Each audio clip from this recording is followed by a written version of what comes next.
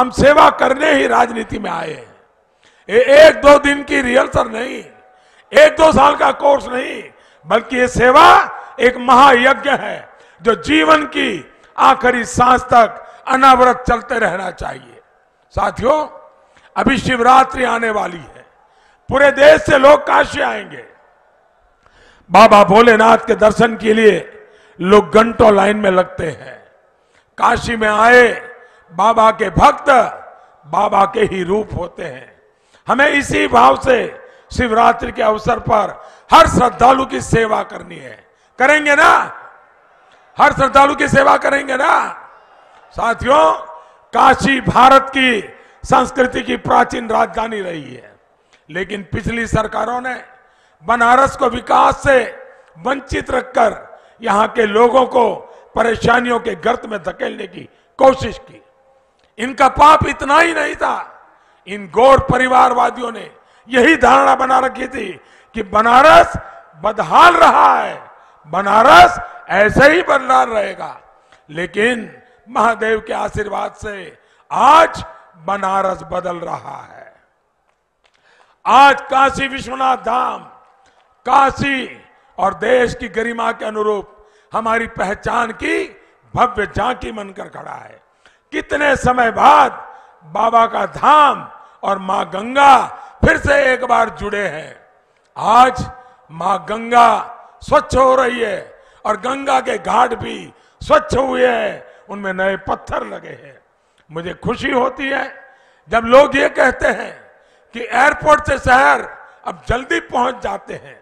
लोग जब बहुत गौरव के साथ बनारस में हो रहे सुंदरीकरण के कार्यों की तस्वीरें सोशल मीडिया पर डालते हैं तो मुझे भी अच्छा लगता है। अब बनारस के पास नया हाईवे भी है, रिंग रोड भी है और रुद्राक्ष जैसे आधुनिक केंद्र भी है। भाइयों बहनों, जब ये गौर परिवारवादी सरकार में थे तो यूपी के विकास के लिए, गरीबों के लिए हम जो भी काम लेकर आते थे उसमें ये अड़ंगा लगा देते थे। लेकिन बीते 5 साल में डबल इंजन की सरकार ने यूपी के विकास की पूरी ईमानदारी से कोशिश की है। आज यूपी की जनता इस बात को समझ रही है, यूपी में हुए विकास कार्यों को देख रही है। लेकिन मैं चाहता हूं आप सभी भाजपा के कार्यकर्ता लोगों को इन कार्यों के बारे में निरंतर जागरूक करते रहें। स्वास्थ्य के क्षेत्र में हमने जो काम किया है वो यूपी में मेडिकल कॉलेजों की संख्या से पता चलता है। 2017 से पहले यूपी में प्राइवेट और सरकारी मिलाकर कुल 33 मेडिकल कॉलेज थी। आज यूपी में प्राइवेट और सरकारी मेडिकल कॉलेजों की संख्या 65 हो गई, करीब करीब डबल। ये है भाजपा सरकार के काम करने की रफ्तार। 2017 से पहले जो सरकार थी उसने अपने 5 साल में यूपी के शहरों में 40,000 से भी कम, पूरे उत्तर प्रदेश की बात बता रहा हूं, 40,000 से कम घर बनाए थे। जबकि भाजपा की सरकार ने अपने 5 साल में यूपी के शहरों में करीब करीब 10 लाख घर बनवाए हैं। आप मुझे बताइए, कोई मुकाबला है क्या इन दोनों के बीच में? और साथियों, जब तक इनकी सरकार थी इन्होंने गरीबों का मकान बनने से रोकने के लिए हर संभव कोशिश की थी। बनारस में इनकी सरकार के 5 सालों में 1,500 से भी कम घर बनवाए थे, 1,500 से कम। जब आपके एक वोट ने परिवारवादियों को इनके आलीशान महलों में भेज दिया, जब आपने भाजपा सरकार को प्रचंड बहुमत से जिताया तो स्थितियां बदलनी शुरू हुई। योगी जी की सरकार में बनारस में 24,000 से ज्यादा गरीब परिवारों को उनका पक्का घर मिला है। साथियों, हमारी भाजपा सरकार ने सौभाग्य योजना के तहत यूपी के करीब करीब 1 करोड़ घरों में बिजली का मुफ्त कनेक्शन दिया है। कोरोना का इस काल में भाजपा सरकार 15 करोड़ गरीबों को मुफ्त अनाज सुनिश्चित करा रही है। इसमें भी 9 करोड़ पिछड़ा वर्ग के हैं, 3 करोड़ दलित है और 3 करोड़ सामान्य वर्ग के हैं। यूपी के 2 करोड़ 60 लाख से ज्यादा किसानों को पीएम किसान सम्मान निधि का 43,000 करोड़ रुपए का सीधा पैसा उनके बैंक खाते में मिला है। मेरे कार्यकर्ता साथियों, गंगा जी की सफाई को लेकर जितना भाजपा सरकार ने किया है उतना पहले कभी नहीं किया गया।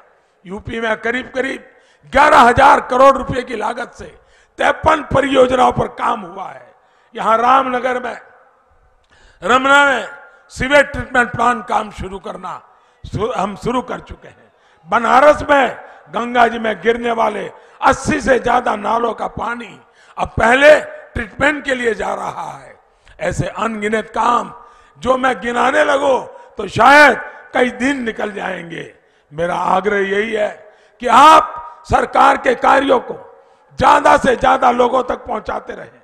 साथियों, आपके प्रयास देश की एक और मदद करेंगे।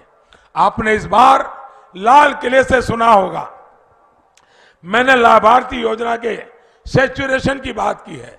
सैचुरेशन मेरा मतलब है जो हकदार है वो हकदार का 100% लाभ उस तक पहुंचना चाहिए। कोई 80-90 नहीं, 100%।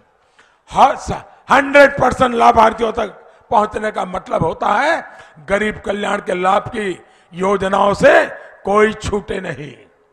100% लाभार्थियों तक पहुंचने का मतलब है समाज की आखिरी पंक्ति में जो आखिरी व्यक्ति खड़ा है उस तक सरकार खुद पहुंचकर उसे योजना का लाभ दे। और जब ऐसा होगा तो न तुष्टीकरण की कोई संभावना बचेगी और ही किसी भेदभाव की कोई संभावना बचेगी। इस काम में भाजपा के कार्यकर्ता की बहुत बड़ी भूमिका है। साथियों, हमारे लिए बनारस जैसे हर तीर्थ स्थल का विकास आस्था के साथ साथ अवसरों का विकास भी है। बनारस हो, अयोध्या हो, प्रयागराज हो, जब यहां विकास होता है तो अपने आप अपने साथ पर्यटन की अनेक संभावनाएं लाता है। इससे स्थानीय युवाओं को रोजगार मिलता है। लेकिन जो अपराध को उद्योग मानते हैं वो आस्था से जुड़े विकास कार्यों और उससे बनी जो नई संभावनाओं को भी वो हमेशा सांप्रदायिक चश्मे से देखते हैं। भाइयों और बहनों, काशी तो अविनाशी कही जाती है और काशी के लोग जब भी विश्वनाथ धाम परियोजना को लेकर गर्व का अनुभव कर रहे थे तो उस समय हमने एक और अनुभव किया। हम सभी ने देखा कि भारत की राजनीति में कुछ लोग किस हद तक नीचे गिर गए हैं। मैं किसी की व्यक्तिगत आलोचना करना पसंद नहीं करता और न ही किसी की आलोचना करना चाहता हूं, लेकिन जब सार्वजनिक रूप से काशी में मेरी मृत्यु की कामना की गई तो वाकई मुझे बहुत आनंद आया, मेरे मन को बहुत सुकून मिला। मुझे लगा कि मेरे घोर विरोधी भी ये देख रहे हैं कि काशी के लोगों का मुझ पर कितना स्नेह है। उन लोगों ने तो मेरे मन की मुराद पूरी कर दी। इसका मतलब ये कि मेरी मृत्यु तक न काशी के लोग मुझे छोड़ेंगे और न ही काशी मुझे छोड़ेगी। और मुझे विश्वास है काशी की सेवा करते करते अगर मेरी मृत्यु लिखी होगी तो इससे बड़ा जीवन का सौभाग्य क्या होगा। बाबा भोलेनाथ के भक्तों की सेवा करते करते अगर भक्तों की सेवा करते करते चला जाओ तो इससे बड़ा सुख क्या हो सकता है। साथियों, उन गौर परिवारवादियों को मालूम नहीं है, ये जिंदा शहर बनारस है। ये बनारस मुक्ति के रास्ते खोलता है और अब बनारस विकास के जिस रास्ते पर चल पड़ा है वो देश के लिए गरीबी से मुक्ति के रास्ते भी खोलेगा, अपराध से मुक्ति के रास्ते खोलेगा। यही मार्ग परिवारवाद में जकड़े भारत के लोकतंत्र को भी मुक्ति का रास्ता दिखाएगा। अगर आप ये वीडियो YouTube पर देख रहे हैं तो हमारे चैनल को सब्सक्राइब करें और बेल आइकन को दबाना ना भूलें। अगर आप Facebook पर ये वीडियो देख रहे हैं तो हमारे पेज को लाइक करें।